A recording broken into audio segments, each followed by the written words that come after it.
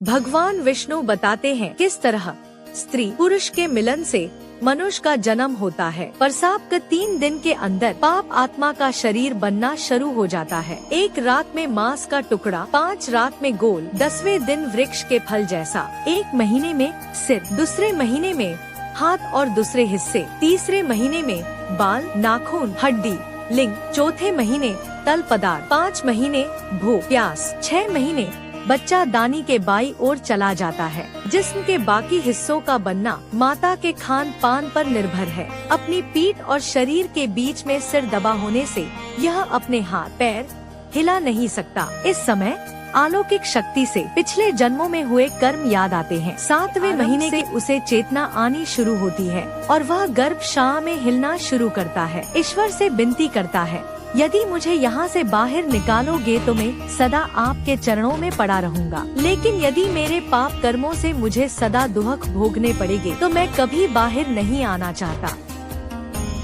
गर्भाशय में 10 महीने से पड़े हुए उसकी पीड़ाओं को देखते हुए कृपालु भगवान उसको बाहर निकालकर उसका जन्म करवाते हैं। सिल नीचे जबरदस्ती बाहर निकाला हुआ पीड़ित अपनी समस्त यादों को खोकर नए वातावरण को देखकर शिशु के रूप में घबरा कर रोता है।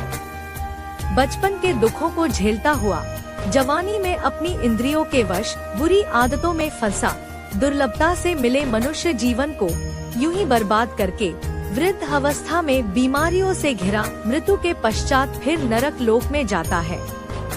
इस तरह बुरे कर्मों के जाल में फंसा मेरी प्रकृति से पापी कभी मुक्त नहीं होता।